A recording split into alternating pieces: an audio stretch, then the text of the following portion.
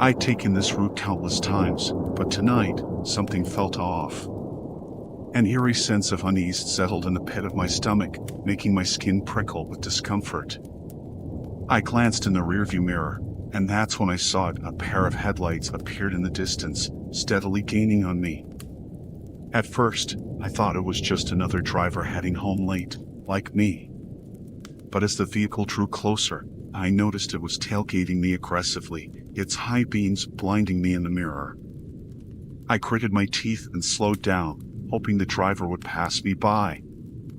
Instead, the car stayed right on my bumper, its driver seemingly oblivious to my attempts to encourage them to pass. Anxiety gnawed at me as I kept my eyes on the road, constantly checking the rearview mirror to see if the car was still there. Minutes turned into an eternity as the unnerving pursuit continued.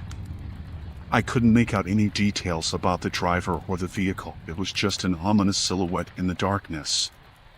Panic set in as I realized this was no ordinary road rage incident. It was something far more sinister.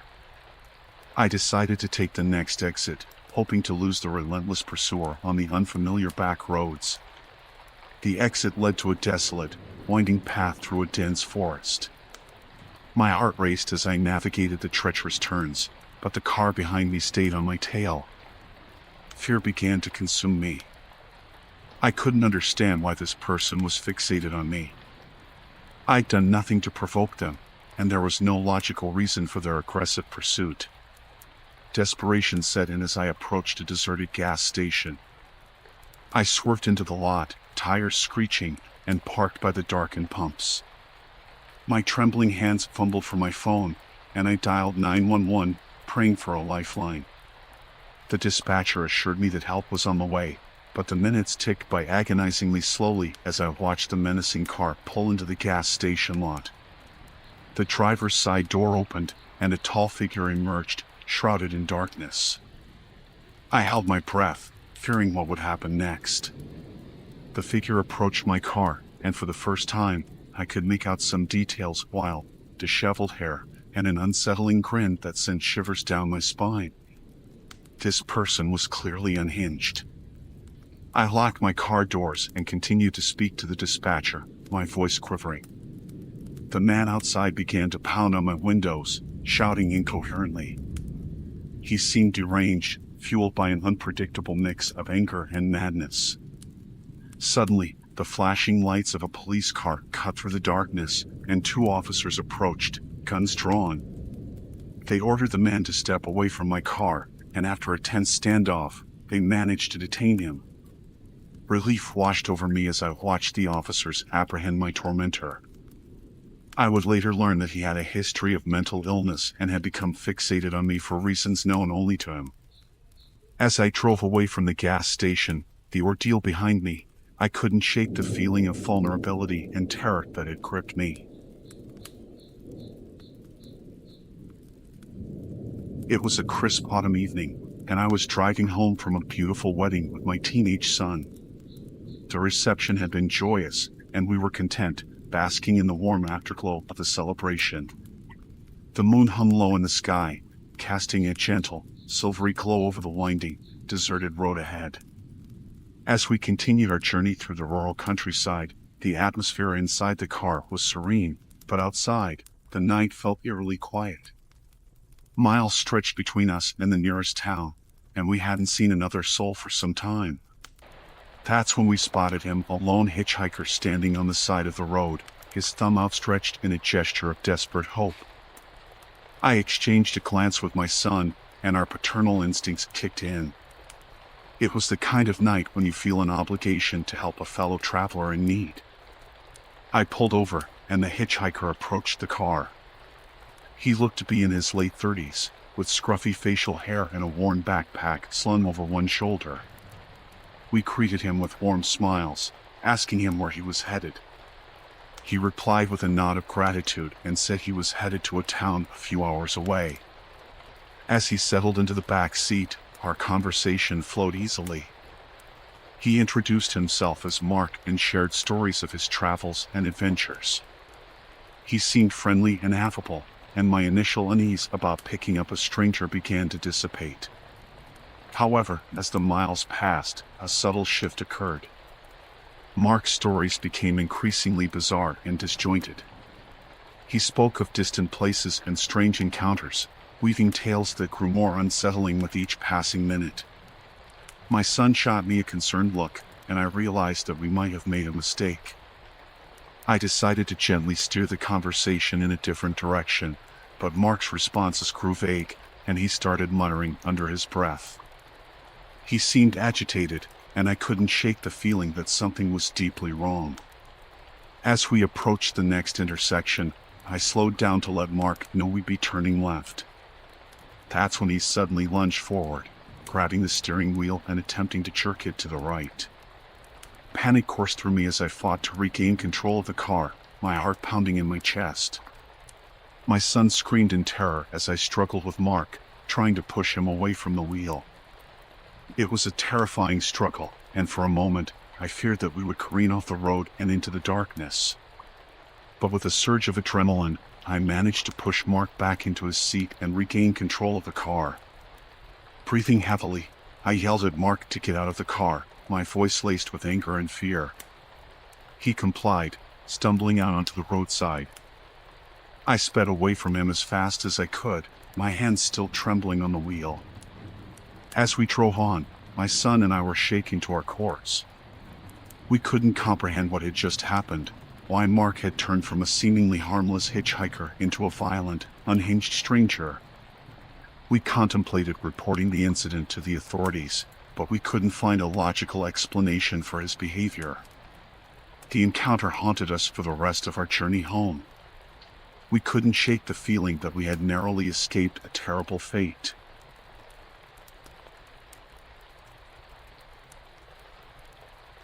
I had been at a friend's house, and now I was heading back home, my grip on the steering wheel tightening as I navigated the lonely road.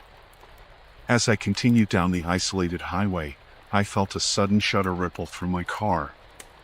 The engine spluttered and died, leaving me coasting to a stop on the side of the road. Panic began to creep in as I tried to restart the engine, but it refused to respond. My heart raced as I realized I was stranded in the middle of nowhere. Just when despair was threatening to consume me, I saw the dim glow of headlights approaching from behind. Relief washed over me as a beat-up old van pulled over, and a man with unkempt hair and disheveled clothing stepped out. He approached my car and introduced himself as Mike, offering to take a look at the engine. I hesitated for a moment, unsure whether to trust this stranger who had come to my rescue. But the alternative was spending the night alone on this deserted road, and fear pushed me to accept his help. Mike opened the hood and began tinkering with the engine, his tools clanging in the eerie silence.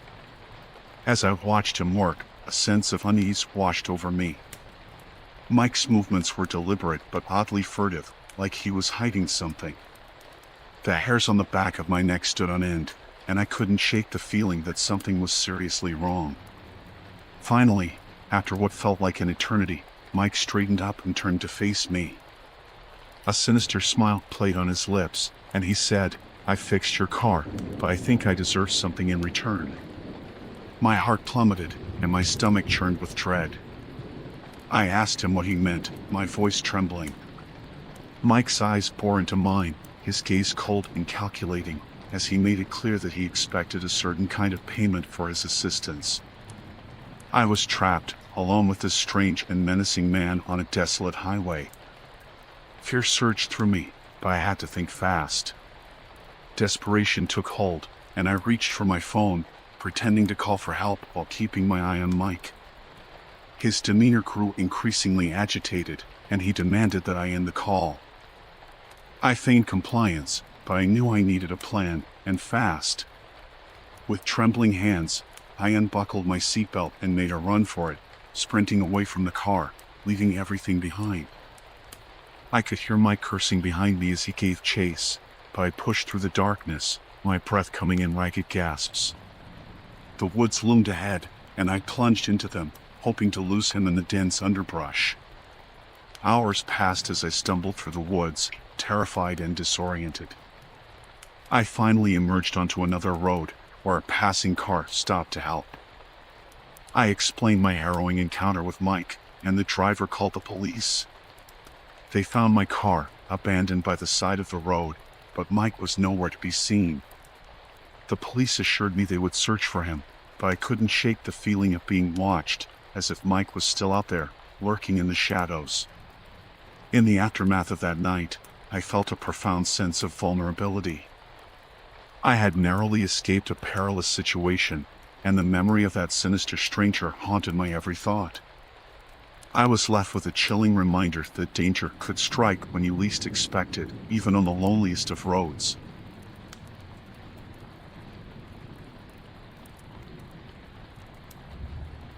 It was a chilly autumn evening, and I was making my way home from a friend's house. The sun had long dipped below the horizon, casting long shadows across the empty road.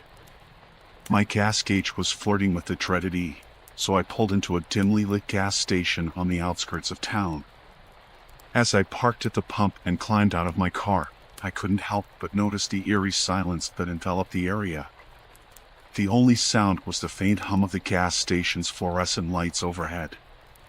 I shook off the unease and began filling up my tank.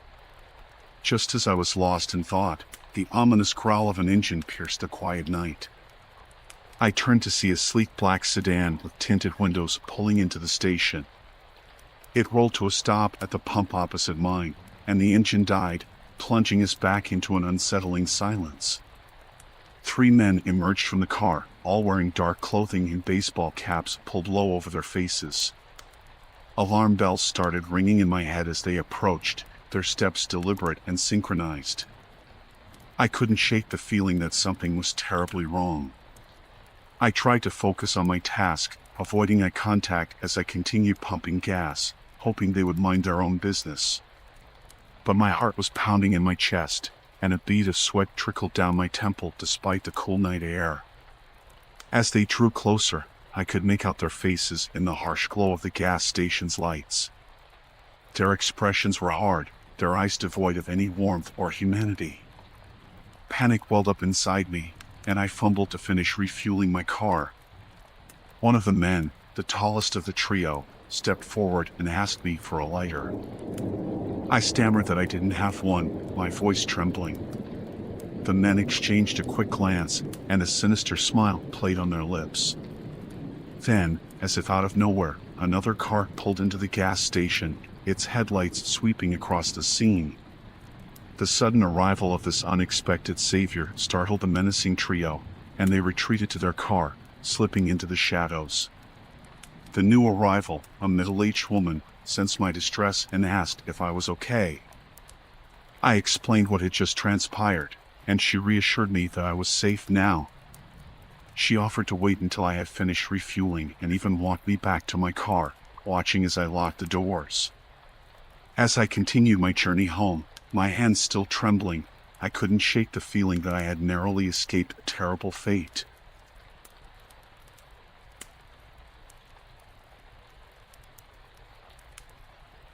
I was just an ordinary pizza delivery driver, navigating the labyrinthine streets of our small town, delivering cheesy pies and meaty delights to hungry customers.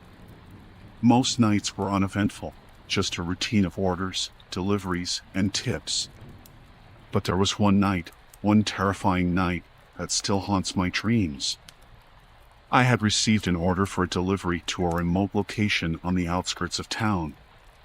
It was an odd request, but the promise of a generous tip lured me into my car, pizzas securely placed in the passenger seat. The address led me deeper into the darkness of the rural outskirts, the road narrowing and winding as I ventured farther away from the comforting glow of streetlights. My headlights sliced through the inky blackness as I followed the directions, relying heavily on my GPS. The anticipation of the tip made the eerie journey feel worth it, at least until I rounded a bend and saw it, a makeshift roadblock illuminated by my headlights. My heart sank as I pulled my car to a stop. Before me stood a gang of menacing men, bathed in the stark glow of my headlights. They were dressed in ragged clothes, their faces obscured by shadowy hoodies and baseball caps. The atmosphere was thick with tension as I rolled down my window, dread coiling in my stomach. One of the men, the apparent leader, approached my car, his face partially revealed by the dim light. He was scruffy, with an unkempt beard and a cold, calculating gaze that sent shivers down my spine. He asked for my wallet and phone, his voice low and menacing. I tried to stammer out a protest, but he leaned closer, revealing a glint of something metallic tucked into his belt. It didn't take much for me to realize that cooperating was my only option. I handed over my wallet and phone, a sense of vulnerability engulfing me as I did.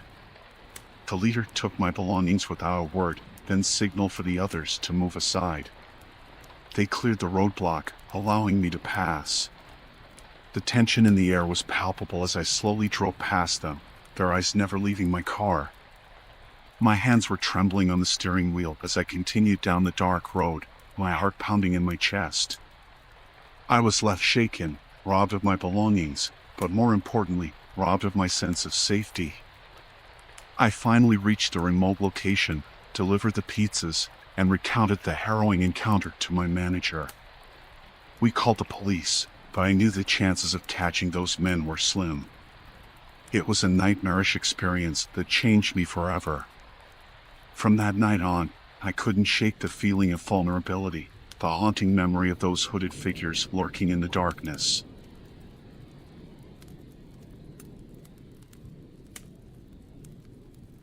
I've been a trucker for years, driving long hauls across the country, and I've seen my fair share of strange things on the road. But nothing could have prepared me for that one night, that chilling encounter that still makes my skin crawl. It was a moonless night, the kind that swallows the world in darkness, and I was navigating the empty highways. The hum of the engine was my only companion, and the only other signs of life were the occasional pairs of headlights approaching from the opposite direction. As I continued down the desolate stretch of road, a pair of headlights appeared in my rearview mirror, gaining on me fast. I didn't think much of it at first. It's common for trucks to pass each other on the highway. But as the headlights drew closer, I noticed something was off. The truck tailing me was an old, beat-up rig, its once bright paint now faded to a dull gray. It was a stark contrast to the polished, modern trucks that typically shared the road with me. The driver seemed determined to get closer, tailgating me relentlessly. My unease grew with each passing mile. I signaled to change lanes, hoping to let the aggressive driver pass, but he matched my movements, staying dangerously close. My heart started to race as I realized this wasn't just an impatient trucker trying to overtake me. There was something sinister about the way he clung to my tail. I decided to take the next exit, hoping to put some distance between us, but the truck followed suit. Panic gnawed at my insides as I contemplated my options. I couldn't shake the feeling that I was being pursued by someone with malicious intent. I reached for my CB radio, my voice trembling as I broadcasted a call for help. The response was immediate, a fellow trucker offering to guide me to the nearest rest stop where we could contact the authorities. As we approached the rest stop, the menacing trucker finally backed off, disappearing into the darkness. I pulled into the rest stop, my heart still pounding, and met my fellow trucker who had come to my rescue. He was a grizzled veteran, weathered by years on the road, and he shared my unease. We reported the incident to the police, who promised to keep an eye out for the rogue truck. But as I lay in my sleeper cab that night, I couldn't shake the feeling that the encounter was far from over. The following days were a blur of anxiety and paranoia. I constantly scanned the road behind me, my nerves on edge. It was as if the sinister trucker was still out there, lurking in the shadows, waiting for the perfect moment to strike. I became obsessed with finding answers, poring over news articles and message boards in search of any information about the mysterious trucker. But there was nothing, no reports of similar encounters, no sightings of the old, gray rig. Weeks turned into months, and eventually, the fear began to recede. Life on the road went back to its usual routine, and I slowly regained my sense of security. But the memory of that chilling encounter still haunts me, a constant reminder that the open road can be a treacherous place, where darkness and danger lurked just beyond the headlights.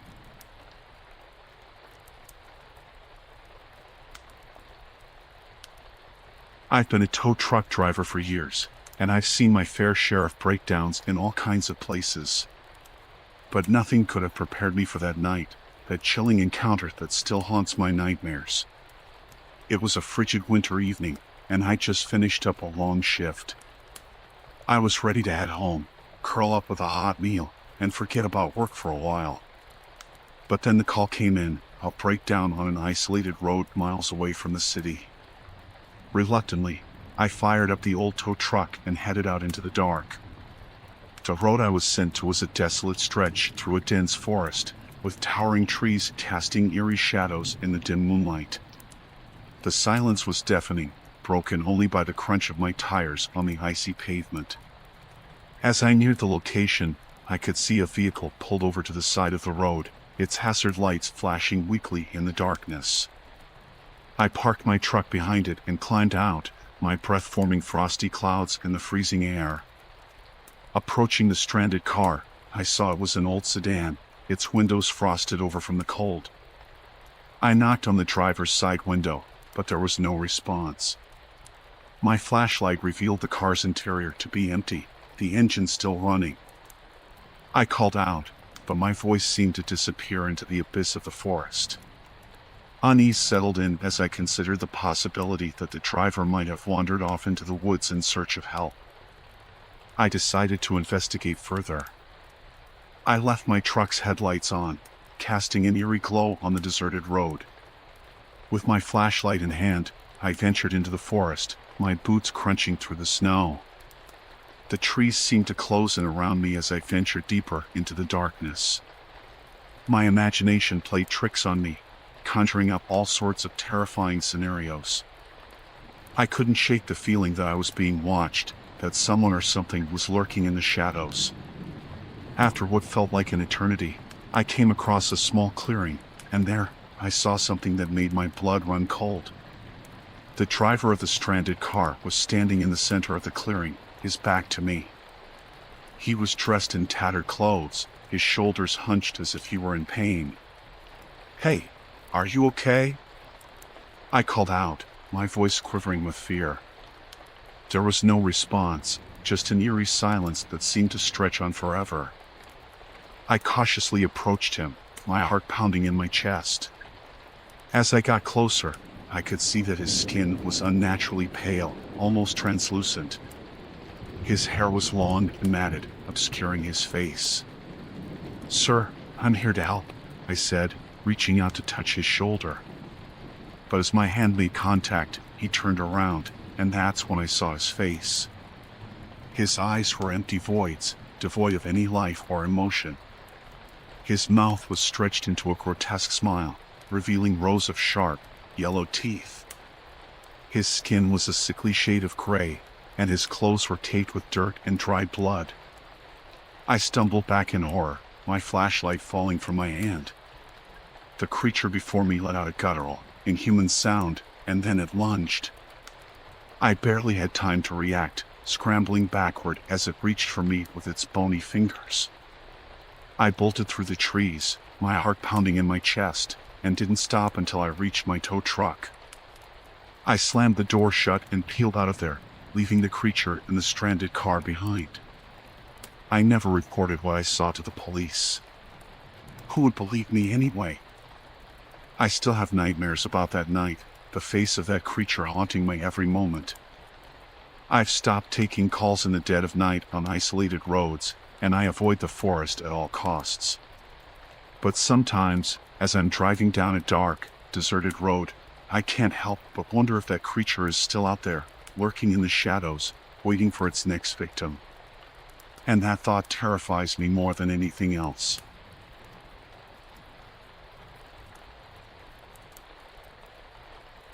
It was supposed to be a memorable family road trip, a chance to bond, create lasting memories, and see the beauty of our country. We packed up our old SUV, my wife, our 2 kids, and I, and hit the open road. The first few days were idyllic, picturesque landscapes rolling past us, laughter filling the air, and the promise of adventure around every bend. But then, on the outskirts of a small town, our GPS informed us that the road ahead was closed due to construction. With no alternative routes in sight and the sun setting, we had no choice but to follow a detour sign down a narrow, winding lane. The lane seemed to grow narrower with every mile, the trees on either side crowding in like silent sentinels. As we ventured deeper into this claustrophobic corridor, my unease grew. The dense foliage overhead blocked out the dying light, casting an eerie darkness over the road. My wife tried to reassure the kids, keeping their spirits up with tales of adventure and the promise of a new, exciting route ahead. But her optimism couldn't dispel the unease that had settled in my gut. And then, we saw a car, or what was left of it, blocking the narrow road ahead. Its mangled frame and shattered windshield hinted at a horrific accident. My heart sank, fearing the worst. I brought the SUV to a stop, the engine idling nervously. The kids began to ask questions, their faces etched with concern, and my wife shot me a worried look. I told them to stay in the car while I investigated. As I approached the wreckage, a sense of foreboding washed over me. The car had clearly been in a terrible collision, but it was the complete absence of any emergency vehicles or first responders that sent shivers down my spine. Cautiously, I peeked inside the ruined vehicle, and my blood ran cold. The driver's seat was empty, the airbag deployed, but there was no sign of the driver. It was as if they had vanished into thin air. I stepped back, my heart pounding, and quickly returned to our SUV. I told my family what I'd seen, and we decided it was best to turn back and find another route.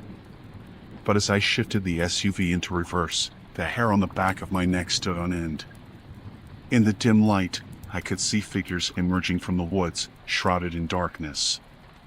They moved silently, deliberately, and with an unsettling sense of purpose. Panic surged through me as I realized they were headed straight for us. Without hesitation, I slammed my foot on the gas pedal and reversed down the narrow lane as fast as I could. Branches scraped against the sides of our SUV as we hurtled backward, my family's terrified screams filling the air. We finally emerged from that nightmarish corridor, tires screeching as we rejoined the main road. I didn't stop until we reached the next town, where I called the police to report what we'd seen. To this day, I have no idea who or what those figures were or what happened to the driver of the wrecked car. But I know one thing for sure, that chilling encounter on that desolate road will haunt me and my family for the rest of our lives. It was a road trip we'll never forget, for all the wrong reasons.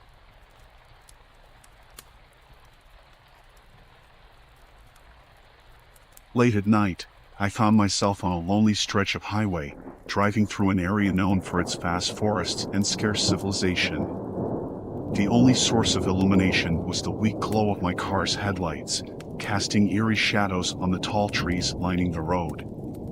My hands gripped the steering wheel, knuckles white, as I pushed further into the darkness. I'd been on the road for hours, exhaustion weighing heavily on my shoulders. The hum of the engine was the only company I had, and it was a lonesome tune. I was eager to reach my destination, a friend's cabin nestled deep in the woods, but the journey was far from comfortable. As the minutes ticked by, my eyelids grew heavy, and I fought to keep them open. That's when I noticed the car behind me. At first, I thought nothing of it, a fellow traveler, no doubt. But as the miles passed, I became increasingly aware of the car's presence. It stayed a consistent distance behind me, never deviating or attempting to pass. A cold sweat formed on my brow, and I couldn't shake the feeling that something was terribly wrong. I couldn't see the driver's face, shrouded in darkness and hidden behind tinted windows. Attempting to shake off my unease, I increased my speed, hoping the distance between us would grow.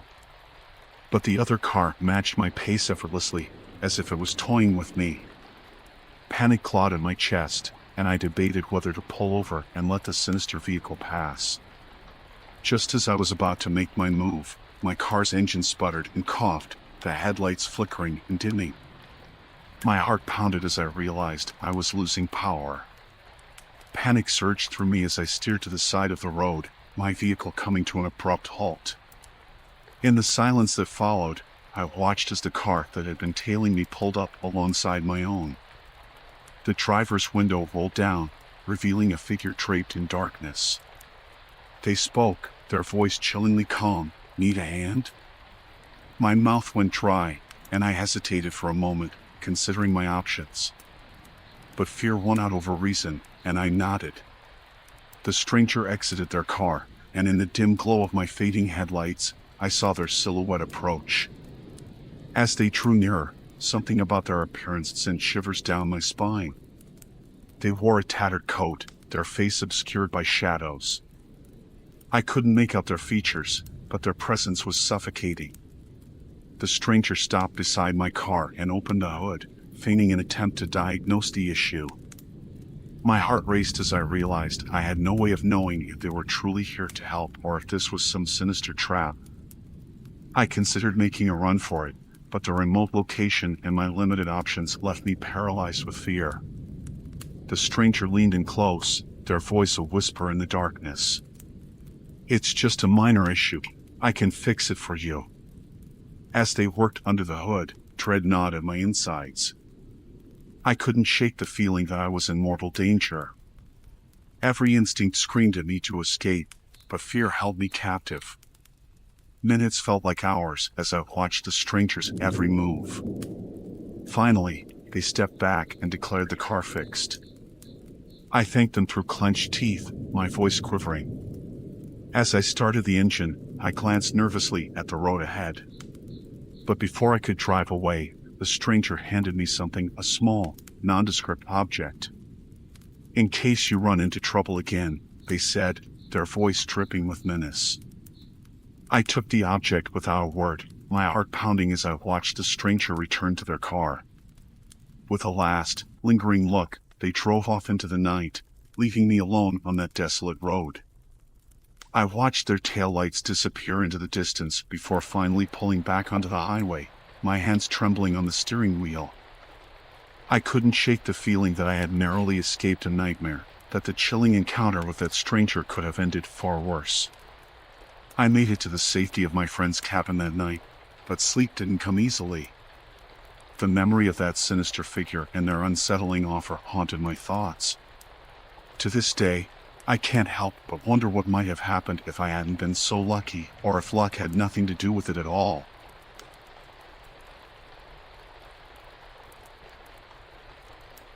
It was a moonless night as I drove back from a grueling work conference. The miles stretched endlessly in front of me, and the only companions were the rhythmic hum of my tires on the asphalt and the occasional crackling of my car radio. I'd been on the road for hours, my eyelids heavy with exhaustion, and the desolation of the empty highway did little to keep me alert. As my car pushed further into the night, I fought to keep my drooping eyes open, knowing that sleep was a far-off luxury. My grip on the steering wheel tightened, fingers aching with tension. That's when it happened, an unexpected figure emerging from the darkness. A deer, graceful and oblivious, stepped onto the road ahead. Panic surged through me as I swerved to avoid a collision. The tires screeched, and the world spun into chaos.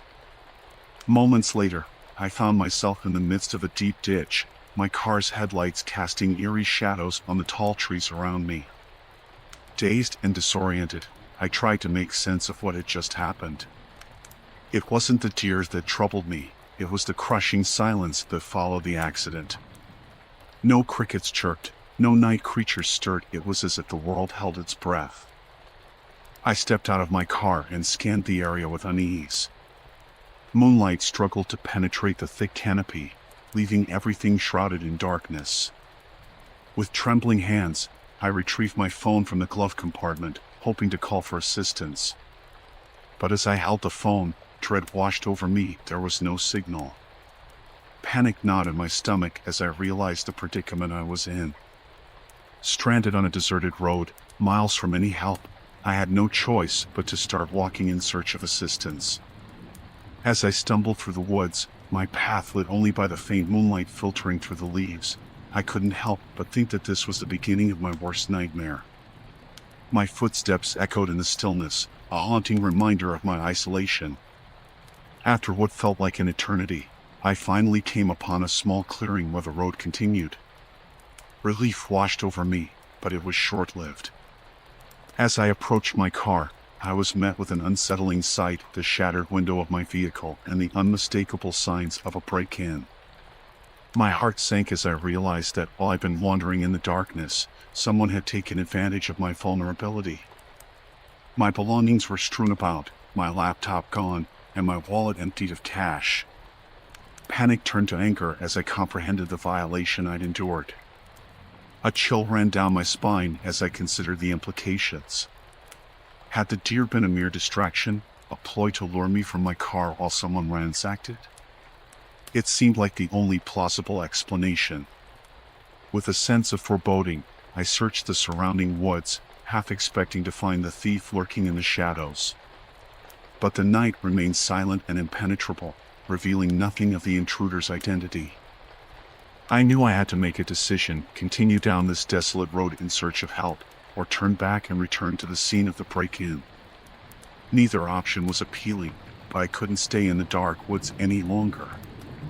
With a heavy heart, I retraced my steps, returning to the violated vehicle. I couldn't shake the feeling of being watched, the sensation that unseen eyes were tracking my every move. Anxiety clenched in my chest as I approached the car. I carefully sifted through my belongings, my heart sinking further as I realized the extent of what had been taken. But amid the chaos, one item remained: an envelope, carefully placed on the passenger seat. I hesitated before opening it, fearing what I might find.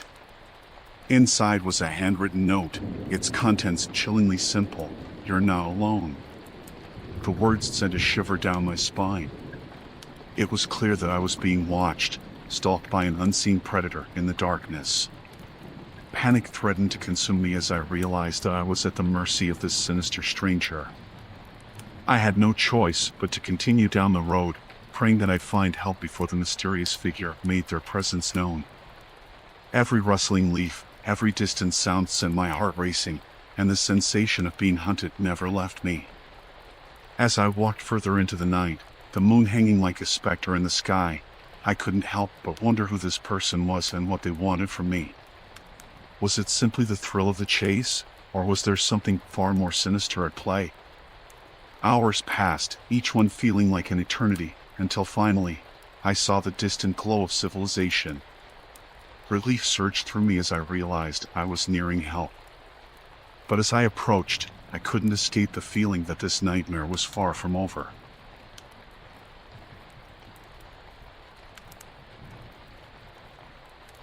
It was a late autumn evening, and I was on a long drive with my 2 young daughters to visit family. The road stretched on for miles, and as the sun dipped below the horizon, we decided it was time to grab a quick dinner. We pulled into a small, dimly lit diner that seemed like it had seen better days. As we settled into a booth, I couldn't help but notice 2 men sitting at the counter. They were dressed in worn-out jeans and leather jackets, their eyes fixed on us with an intensity that sent a shiver down my spine. I tried to ignore their gaze, chalking it up to coincidence, but the feeling of unease lingered. We ordered our food and tried to engage in casual conversation, but my daughters seemed just as aware of the 2 men as I was. Their laughter was strained, and they couldn't eat quickly enough. As we paid our bill and prepared to leave, I discreetly glanced over my shoulder to check if the men were still at the counter. My heart sank when I saw them rise from their seats, leaving their untouched plates behind. It was clear they intended to follow us.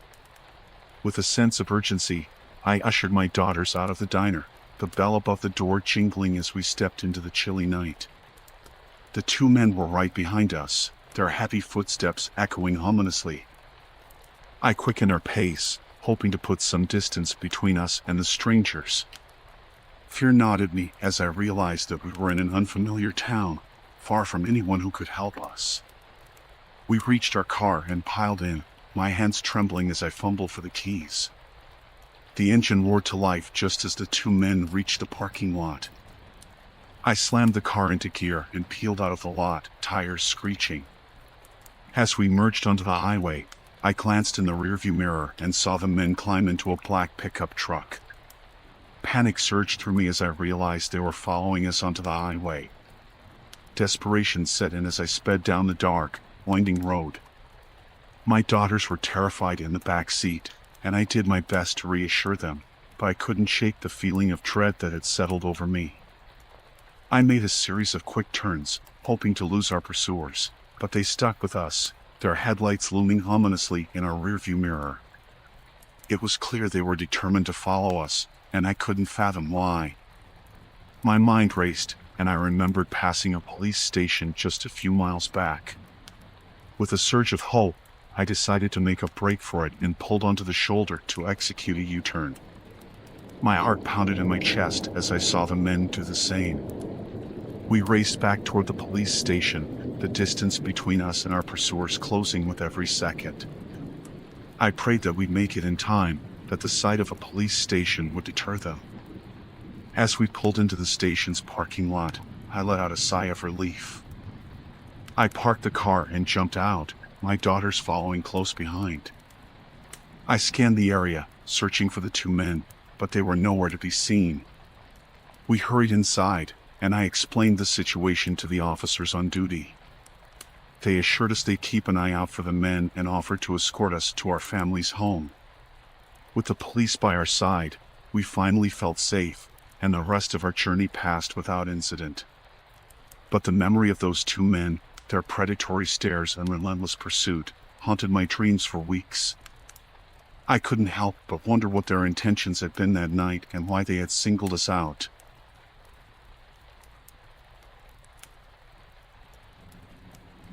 Late at night, I found myself driving back from my mom's place. The journey was nothing out of the ordinary, a familiar route I had taken countless times before. The only difference was the time. It was pitch black outside, and the desolate road stretched ahead, illuminated only by the dim glow of my headlights. My mom lived in a quiet, remote area, and the drive back home was always a peaceful one. That night, however, an uneasy feeling settled in the pit of my stomach as I navigated the winding roads. The silence was almost suffocating, broken only by the hum of the engine and the occasional rustle of leaves in the breeze. As I rounded a bend, I noticed a set of headlights in my rearview mirror. A car had appeared seemingly out of nowhere and was tailgating me closely. I felt my heart rate quicken as their bright beams bore into my rear window. I decided to speed up, hoping the car would eventually pass me by. But no matter how fast I went, the car remained right on my tail, like a shadow in the night. Panic began to well up within me. Who were these people, and why were they following me? I reached for my phone to call the police, but my trembling hands made it difficult to dial. Glancing at the road ahead, I noticed a sign indicating a nearby gas station. It was the only place to pull over for miles. As I pulled into the gas station, the unknown car followed suit, parking a few spaces away. My heart pounded in my chest as I desperately searched for any sign of help. There was no one else around, just the eerie silence of the night. Summoning my courage, I stepped out of my car, hoping to confront the strangers and ask why they were following me. But as I approached their vehicle, my blood ran cold. The driver's window was rolled down, and the driver's seat was empty. My heart raced, and I felt a sense of impending doom. I turned to rush back to my car, but before I could reach it, I heard a soft voice behind me. "Need some help, miss?" Startled, I spun around to see a man standing there, shrouded in darkness. He was tall and slender, wearing a tattered jacket and a white-brimmed hat that concealed most of his face. Fear gripped me as I realized that he must have been in the car that had followed me. I stammered out a response, telling him that I was fine and didn't need any help. But he persisted, taking a step closer. The dim light revealed a sinister grin on his face, and I could see his eyes gleaming with malice. Panic set in, and I bolted for my car, jumping in and locking the doors. The man followed, approaching my window with a predatory look in his eyes. He tapped on the glass, making me jump, and I could hear him whispering unintelligibly. I revved the engine and sped out of the gas station, leaving the man behind. My hands were shaking so violently that it was difficult to keep the car steady on the road. I couldn't shake the feeling of dread that had settled over me. I kept driving, praying that I would encounter other cars or find a police station. The minutes stretched on like hours, and I constantly checked my rearview mirror, expecting to see the sinister car again. Finally, I spotted the comforting glow of a well-lit convenience store up ahead. As I pulled into the parking lot, I noticed a couple walking towards their car. I rolled down my window and explained my situation, begging for help. They kindly agreed to stay with me until the police arrived, and I felt a wave of relief wash over me. The authorities arrived soon after, taking my statement and promising to investigate the unsettling encounter. I continued on my journey home, accompanied by a police escort. The rest of the drive was uneventful, but the memory of that chilling encounter still haunts me to this day.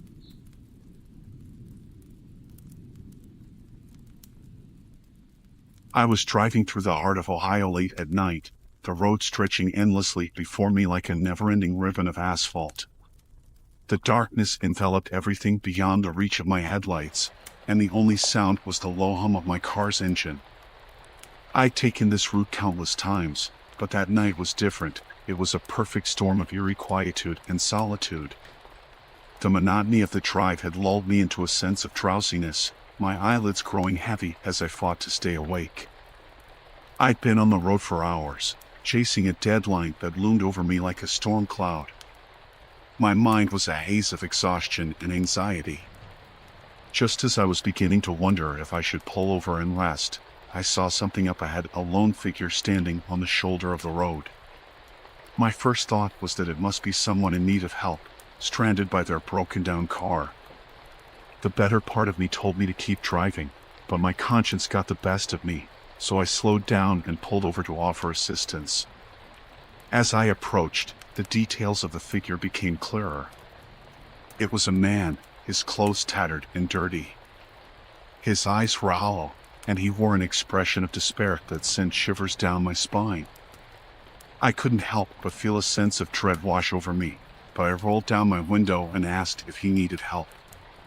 His voice was a trembling whisper as he explained that his car had broken down miles back, and he'd been walking in the darkness, searching for help. He looked harmless enough, but something about his demeanor set me on edge.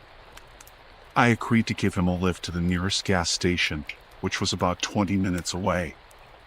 He climbed into the back seat, and as I continued down the empty road, he began to make small talk. He told me his name was David and that he was passing through Ohio on his way to visit family. Though his words were friendly, his presence made me uneasy. I couldn't shake the feeling that something was off, but I chided myself for being paranoid. Maybe it was just the exhaustion playing tricks on me. We drove in silence for a while, the only sound the rumble of the engine and the tires on the pavement. It wasn't until I glanced in the rearview mirror that I noticed something that sent a chill down my spine. David was staring at me, his gaze never wavering. I nervously cleared my throat and asked if he was okay. He smiled, but it was a smile devoid of warmth. "I'm just tired," he said, his voice taking on an unsettling edge. "You know how it is, driving alone at night." My unease deepened, and I wished I'd never stopped to pick him up. I began to regret my decision, but pushed the thoughts aside, focusing on getting to the gas station and ending this eerie encounter. As we neared our destination, David's behavior became increasingly erratic. He started muttering to himself in a hushed, frenzied tone. I couldn't make out what he was saying, but the tone of his voice was unsettling, to say the least. My heart raced as I pulled into the well-lit gas station, relieved that our strange journey was nearly over. I turned to David and told him we arrived, expecting him to get out of the car and be on his way. But he didn't move. Instead, he turned his gaze towards me, and his eyes were no longer empty but filled with a sinister intensity. He leaned closer, his hot breath brushing against my ear, and whispered, "I know what you did." Panic coursed through me as his words hung in the air, chilling me to the bone. What could he possibly know? My mind raced, trying to make sense of his cryptic statement. I had to get out of there, away from this man who had gone from a weary traveler to a menacing stranger. Without a second thought, I flung open the car door and sprinted towards the gas station, shouting for help. The attendants inside the store rushed to my aid, and I quickly explained the bizarre and terrifying encounter I just had. They called the police, and as I watched from the safety of the gas station, officers arrived and apprehended David. I could see him being handcuffed, his face contorted with anger and confusion. The police questioned me extensively, and I recounted every detail of the unsettling drive. They assured me that they would look into David's background and try to determine what he had meant by those chilling words. Shaken to my core, I resumed my journey, the events of that night forever etched into my memory. I couldn't help but wonder what David had been referring to, and if there was any truth to his cryptic accusation. But one thing was certain: I would never stop to offer a stranger a ride again, not after that night on the desolate roads of Ohio.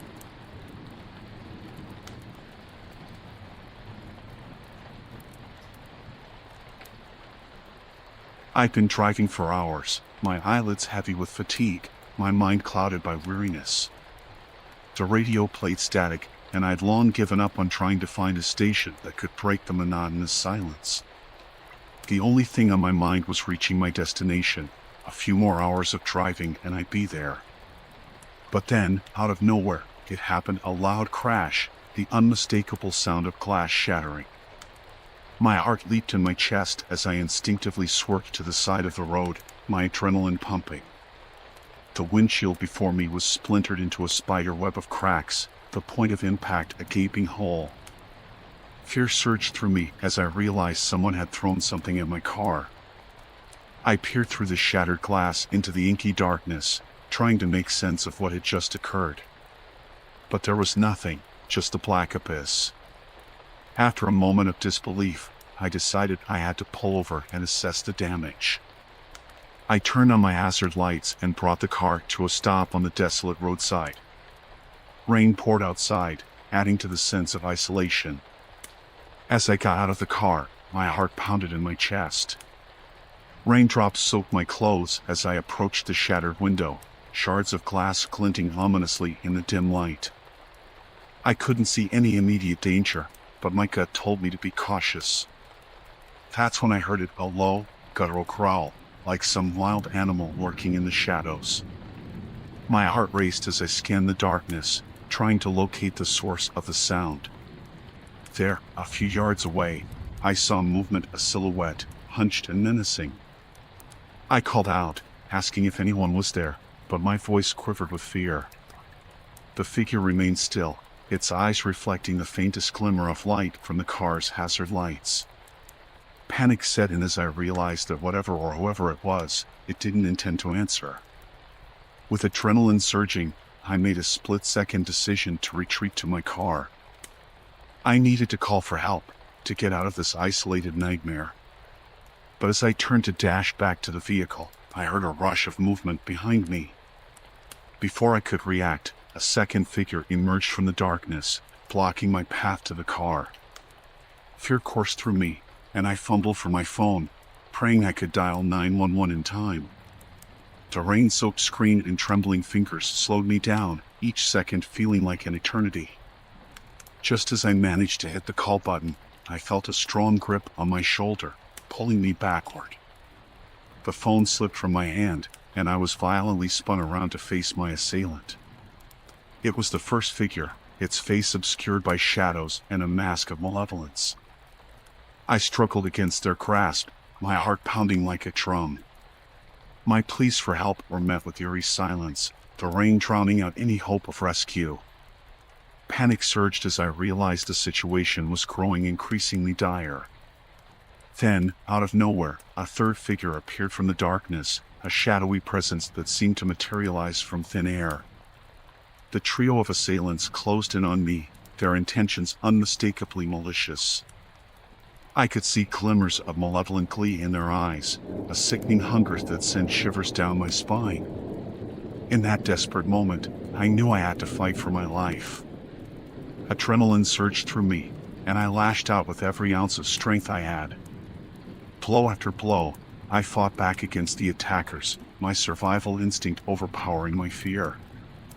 I managed to break free, stumbling backward, my vision blurred with pain and terror. But there was no time to rest. I had to get away from these monsters. With all the energy I could muster, I turned and sprinted down the dark road, rain-soaked and injured, the sounds of pursuit echoing behind me. I ran as fast as my trembling legs would carry me, my mind racing with thoughts of escape, of finding help, of surviving this nightmare. The darkness seemed unending, the road stretching into eternity, and my lungs burned with each frantic breath. After what felt like an eternity, I spotted the faint glow of approaching headlights. Relief washed over me as I stumbled onto the road, frantically waving my arms to flag down the oncoming vehicle. It screeched to a halt, and a concerned driver emerged, their face a mixture of shock and concern. I begged for help, explaining the harrowing encounter that had just unfolded. They immediately called the police, who arrived shortly after. An intense search of the area was conducted, but the assailants had vanished into the night. I was taken to the hospital to treat my injuries and provide a statement to the police. They assured me that they would do everything in their power to find the individuals responsible for this terrifying assault.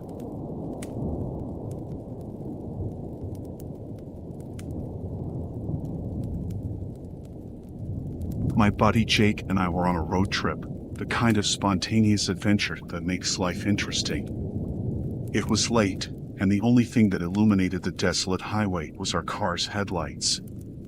We were both hungry and decided to stop at a rundown convenience store we stumbled upon in the middle of nowhere. The store seemed straight out of a horror movie. Its flickering neon sign cast eerie shadows on the cracked asphalt. We parked and exchanged nervous glances, but decided our growling stomachs were worth the risk. I mean, how bad could it be? We entered the dimly lit store, and a cold draft welcomed us. The shelves were sparsely stocked with dusty, expired goods.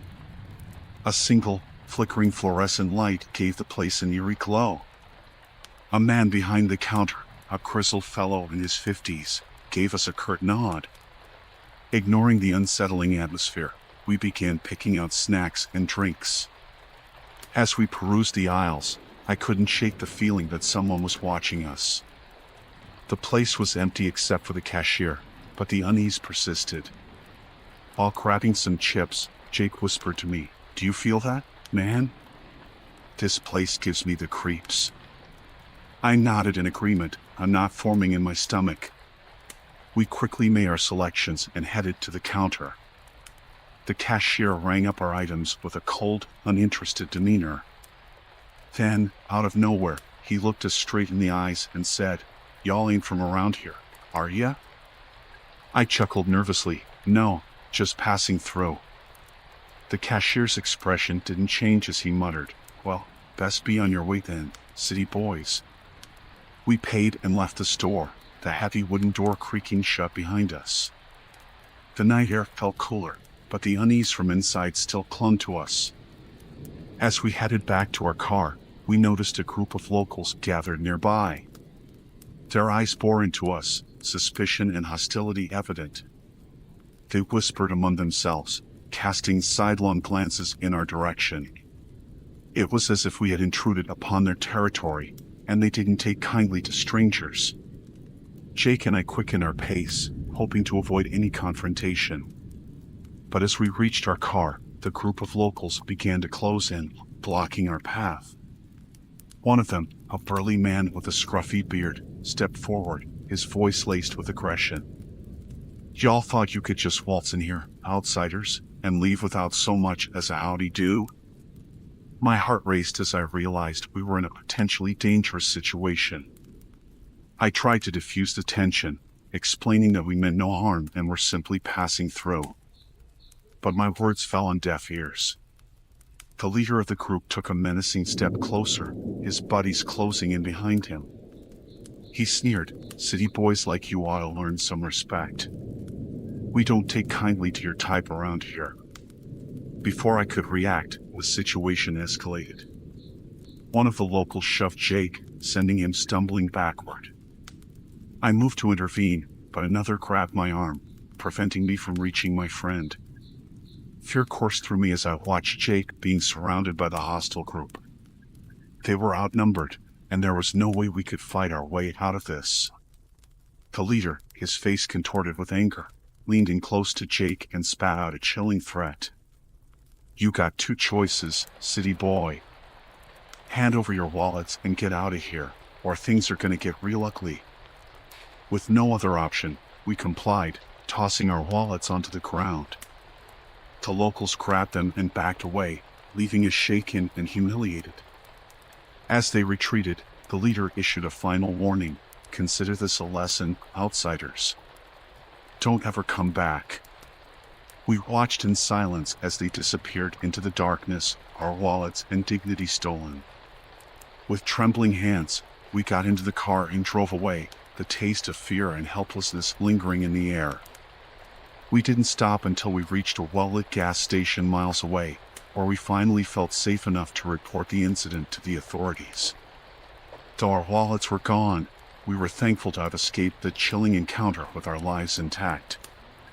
It was a stark reminder that sometimes the most terrifying experiences are the ones you stumble upon in the darkest corners of the world, far from the comfort of familiarity. And as we continued our road trip, we couldn't help but glance nervously at every convenience store we passed, haunted by the memory of that ominous night in the middle of nowhere.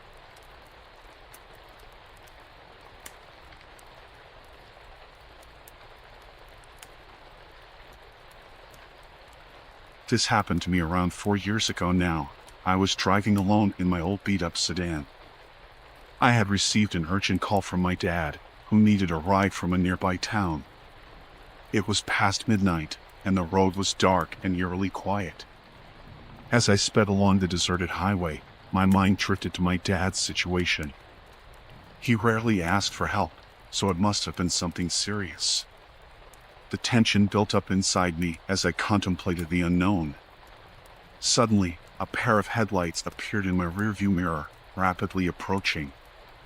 The car behind me was tailgating dangerously, and I couldn't make out its make or model. Anxiety surged through me as I glanced at my speedometer. I was already driving above the limit. I switched lanes, hoping the aggressive driver would pass me, but they followed suit. Panic gnawed at me as I realized this wasn't just a careless tailgater, it was someone with malicious intent.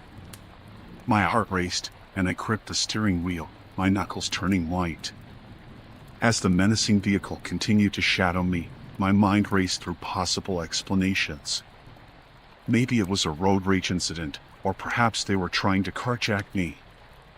Regardless of the reason, I knew I had to act. I attempted to put some distance between us by accelerating, but the driver behind me matched my speed, inching closer with every second. Fear coursed through my veins as I considered my next move. Up ahead, I spotted a well-lit gas station, a beacon of hope in the inky darkness. I made the split-second decision to make a run for it. As I approached the entrance, I prayed that someone would be there to witness what was happening. I swung into the gas station, tires screeching, and rushed out of my car. My heart pounded in my chest as I sprinted toward the store, frantically searching for anyone who could help.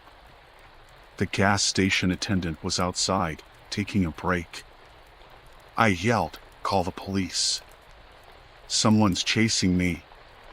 Without hesitation, the attendant grabbed his phone and dialed 911. I explained the situation, my voice trembling, and he assured me that help was on the way. As we waited for the police, I watched the menacing car slow down and circle the gas station, its headlights illuminating my desperate face. The driver's intent was clear. They weren't going to let me escape so easily. When the police arrived, they quickly surrounded the aggressor's vehicle, guns drawn. The driver was apprehended, and I breathed a sigh of relief. As it turned out, the person behind the wheel was a complete stranger, their motives still a mystery. They were arrested and taken into custody, but I couldn't shake the feeling of dread that clung to me. I finally picked up my dad, who was equally baffled by the chilling encounter. We drove home together, our conversation filled with questions and unease. That night, as I lay in bed, my mind kept replaying the events on that desolate highway. I had narrowly escaped a terrifying encounter with a stranger whose intentions I would never fully understand.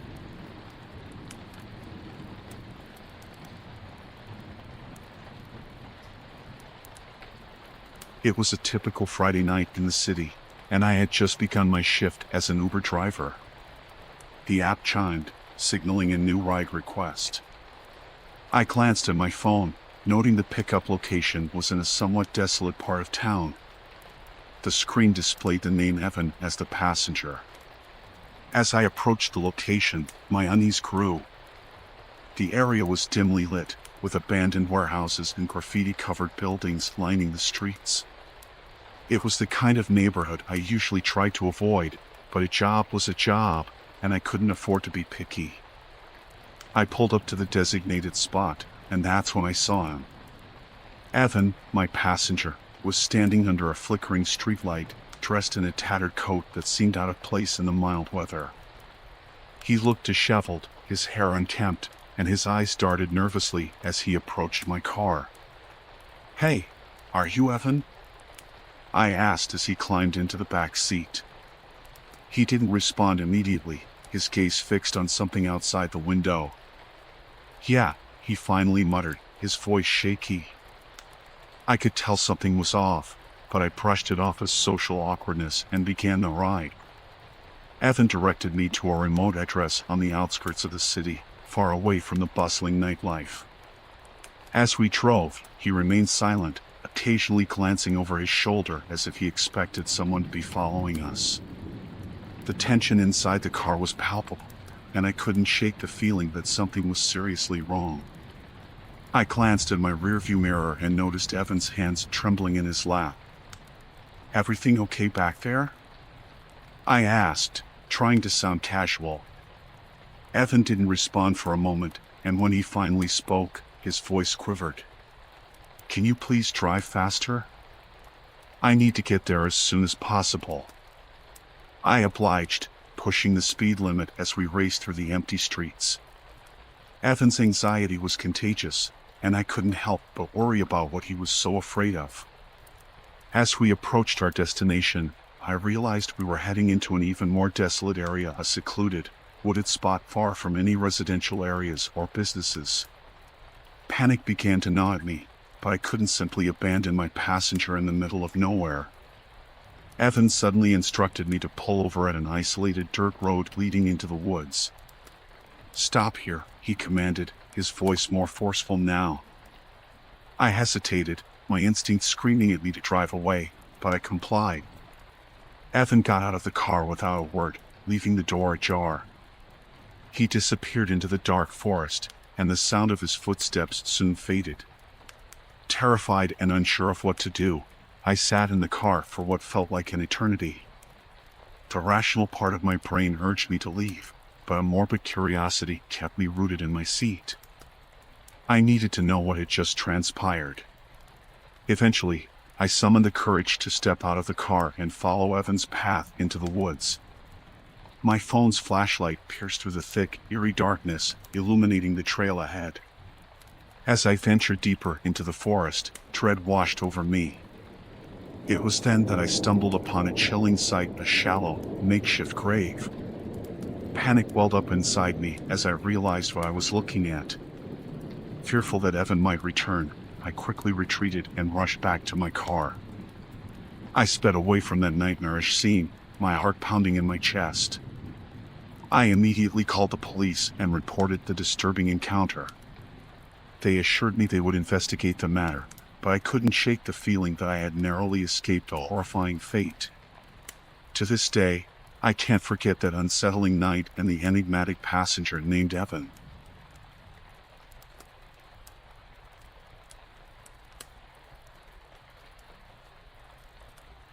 It had been a long, exhausting day at the office. The clock on my car's dashboard read 11:45 p.m. as I pulled out of the dimly lit parking lot. My route home took me through a quiet, suburban neighborhood, and the streets were nearly deserted at this late hour. A light drizzle had begun to fall, adding to the gloomy atmosphere. I turned up the radio, trying to stay awake during the monotonous drive. My wife and kids were fast asleep back home, and all I wanted was to join them in our warm, cozy house. Little did I know, this night would take an unexpected, terrifying turn. As I approached an intersection, my headlights revealed a lone figure standing on the side of the road. It was a man, dressed in tattered clothing that clung to his emaciated frame. His hair was matted, and he looked like he hadn't bathed in weeks. He held a cardboard sign that simply read, "Help." Feeling a pang of sympathy, I slowed down and rolled down my window. "Are you okay?" I asked, my voice tinged with concern. The man turned his vacant eyes toward me, and for a moment, I could see the desperation in his gaze. "Please, mister, I just need a ride. I'm freezing out here." Against my better judgment, I unlocked the passenger door, and the stranger climbed in. His presence sent a shiver down my spine, but I told myself I was just being paranoid. "Where are you headed?" I asked as I pulled back onto the road. He hesitated for a moment before muttering, "Just keep driving straight. I'll tell you when to stop." As we continued down the dark, rainy streets, an eerie silence settled over the car. I couldn't help but steal glances at my passenger, his haggard appearance and the unsettling vibe he exuded unnerving me. Several minutes passed in silence before he finally spoke again. "Turn left up ahead," he instructed, his voice trembling. I obeyed, turning onto a deserted, dimly lit road. The rain was falling harder now, and the windshield wipers struggled to keep up. The atmosphere in the car had grown stifling, and I couldn't shake the feeling that something was very wrong. "Stop here," he suddenly commanded, his voice taking on an urgency that sent alarm bells ringing in my head. I pulled over to the side of the road, my heart pounding in my chest. The stranger wasted no time, unbuckling his seatbelt and lunging toward me. In a split second, his cold, clammy hand clamped over my mouth, and his wild eyes bore into mine. "Give me your wallet," he hissed, his voice a menacing whisper. I fumbled to retrieve my wallet from my pocket, my hand shaking with fear. He snatched the wallet from my trembling fingers and quickly rifled through it, extracting all the cash. With a final, menacing glare, he shoved the wallet back at me and flung open the car door. Before I could react, he disappeared into the rain-soaked night. I sat there in stunned silence, my breath coming in ragged gasps. The realization of what had just happened slowly sank in, and I realized that I had narrowly escaped a potentially life-threatening situation. I waited for a few minutes, my heart still racing, before I cautiously drove away from that desolate road. I knew I had to report the encounter to the police, but the fear and shock still clouded my thoughts. As I finally pulled into my driveway, I couldn't help but glance nervously around, half expecting the stranger to reappear. I hurried inside, locked all the doors, and woke my wife to tell her the horrifying tale. That night, as I lay in bed, I couldn't shake the feeling that my world had shifted.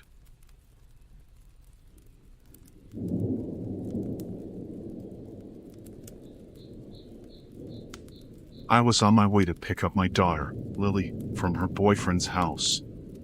She had called, sounding anxious, asking if I could come get her. I didn't ask questions. I just wanted to make sure she was safe. The rain was pouring down in sheets, making visibility nearly impossible.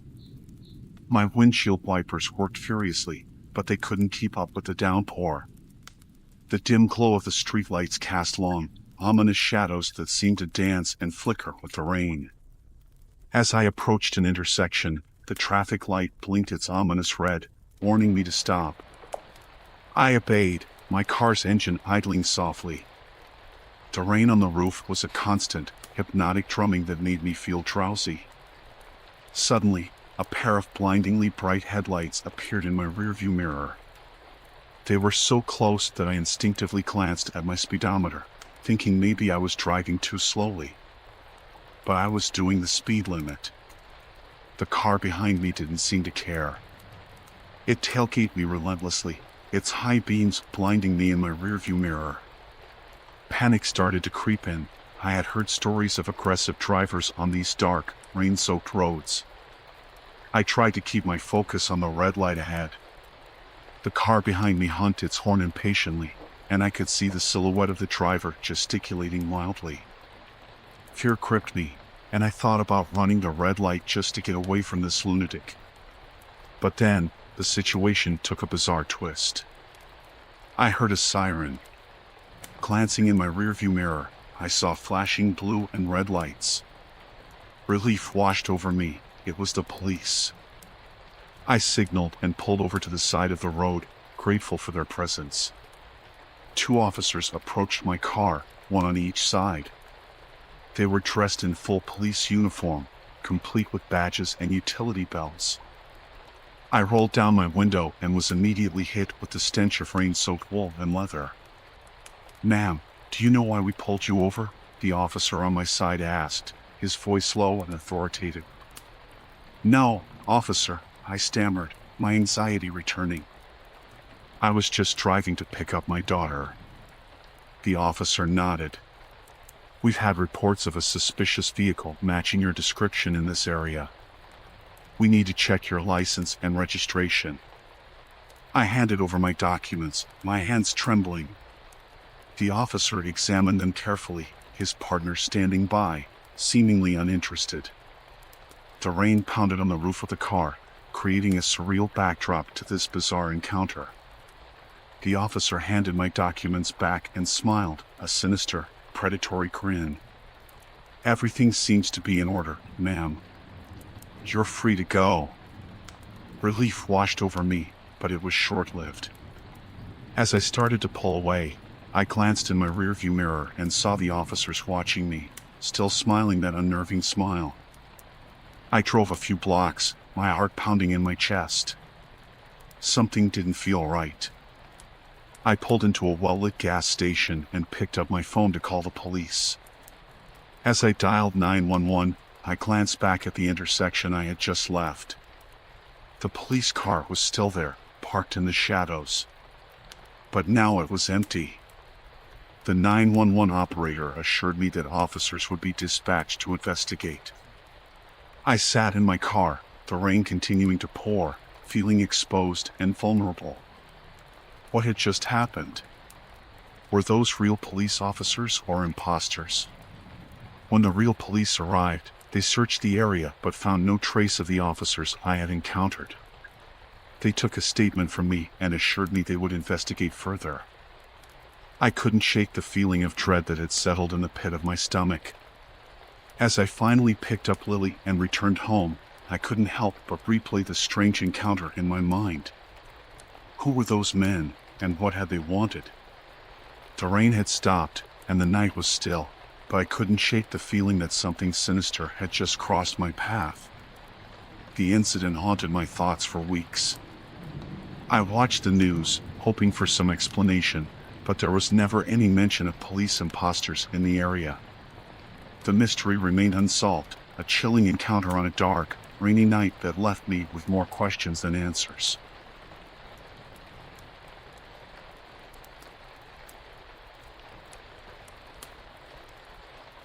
My partner and I had been living the nomadic life for a couple of years now, cruising the country in our trusty camper van. It had become our home, a cozy haven on wheels. We embraced the freedom it offered, the open road our constant companion.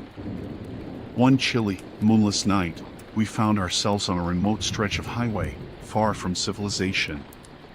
The stars above were the only source of illumination. My partner was at the wheel, and I was lounging in the back, lost in my thoughts. The hum of the engine was a soothing lullaby as I gazed out the window, watching the barren landscape slip past. Miles and miles of darkness, interrupted only by the occasional pair of headlights coming from the opposite direction. We were in the middle of nowhere, and that's exactly how we liked it. Suddenly, my partner's voice sliced through the silence, a tremor of fear threading through their words. "Did you see that?" Startled, I sat up and looked out the window, my eyes scanning the inky darkness. "See what?" My partner pointed a trembling finger towards the rearview mirror. There, in the distance, were 2 points of light, steadily growing closer. Headlights. "Maybe it's just another traveler," I said, trying to calm their nerves. But something about the situation felt off. The lights were too bright, too aggressive. They seemed to be gaining on us at an alarming rate. My partner gripped the steering wheel tightly, their knuckles white. "I'm not so sure about that." As the vehicle approached, it revealed itself as a large, black SUV. It was tailgating us, the driver apparently in a hurry. My partner, unsure of what to do, maintained our speed and stayed in our lane. But the SUV showed no signs of slowing down. It edged closer and closer until it was almost on top of us, its headlights blinding us in the pitch-black night. Panic surged through me. "What's going on?" I shouted, my heart pounding. My partner's voice trembled as they replied, "I have no idea. But I don't like it." Desperate to escape the relentless pursuit, my partner decided to pull over onto the shoulder to let the aggressive driver pass. The SUV roared past us, its tires screeching against the asphalt.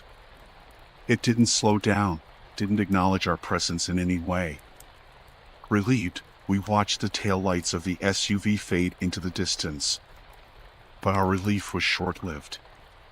As the SUV disappeared from sight, we noticed something even more unsettling, a second pair of headlights approaching us from behind. This time, it was a pickup truck, and it was tailgating us just as aggressively as the SUV had. The dread that had momentarily lifted now descended upon us like a suffocating shroud. My partner's voice quivered with fear. "What's happening? Why are they doing this?" I had no answers, only a growing sense of unease. The pickup truck showed no intention of passing us. Instead, it continued to tailgate, its presence looming large and menacing in our rearview mirror.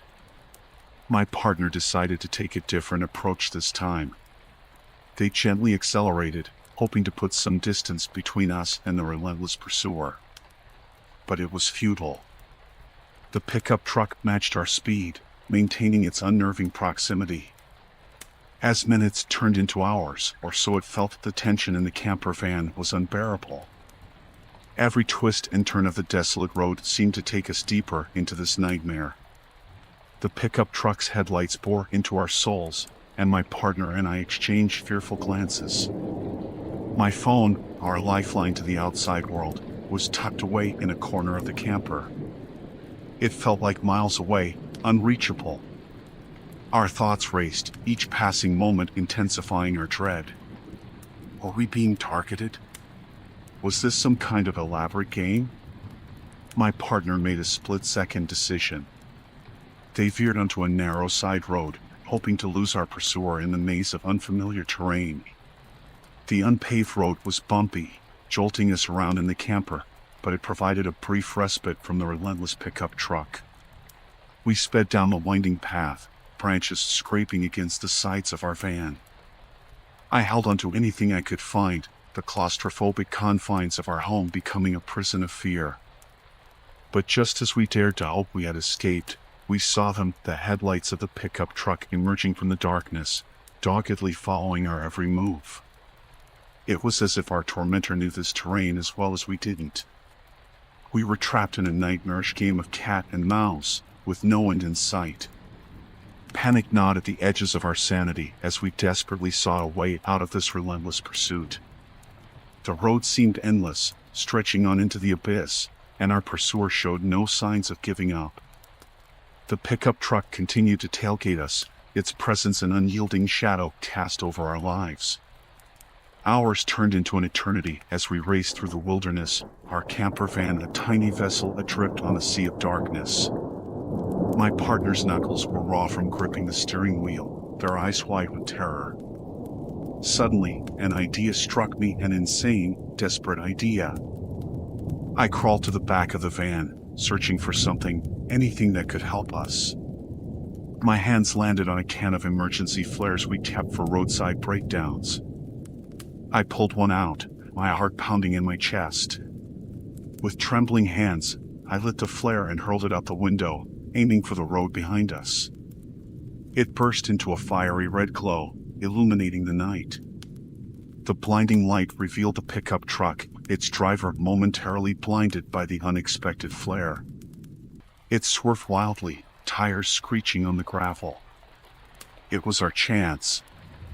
My partner floored the gas pedal, and our camper van roared to life, hurtling forward.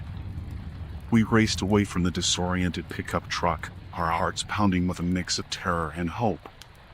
For a while, it seemed like we had lost our pursuer. The road ahead stretched on, empty and quiet. We dared to hope that we had finally escaped from the relentless chase.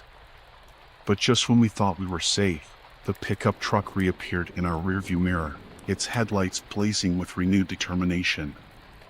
It was as if it couldn't be deterred, as if nothing could stop it from haunting our every move. Desperation fueled my partner's actions. They pushed our camper van to its limits, hurtling down the winding road as if our lives depended on it, because they did. I clung to my seat, praying for a miracle. And then, as if in answer to our prayers, we saw the distant glow of approaching headlights. Another vehicle was heading towards us from the opposite direction. We flashed our headlights, honked our horn, anything to get their attention. The approaching vehicle slowed down, its driver sensing something was amiss. As it drew closer, we could see it was a semi-truck, massive and imposing.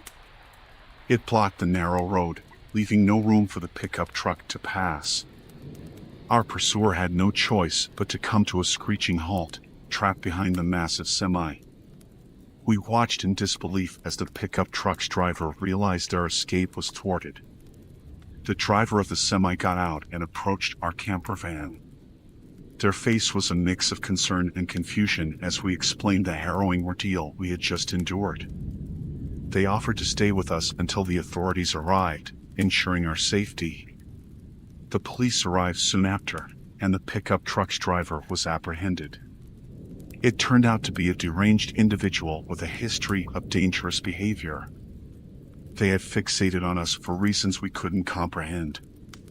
As the adrenaline wore off, the reality of what had happened sunk in. We had narrowly escaped a chilling encounter with someone who seemed determined to harm us. The relief was overwhelming, but it was tinged with the knowledge that our lives had been forever changed by that night. We continued our nomadic journey, but the memory of that terrifying pursuit never left us. It was a nightmare that haunted our every mile, a chilling encounter with the darkest side of humanity, and a reminder that the open road was not always a place of freedom and escape, but sometimes a treacherous path filled with danger and uncertainty.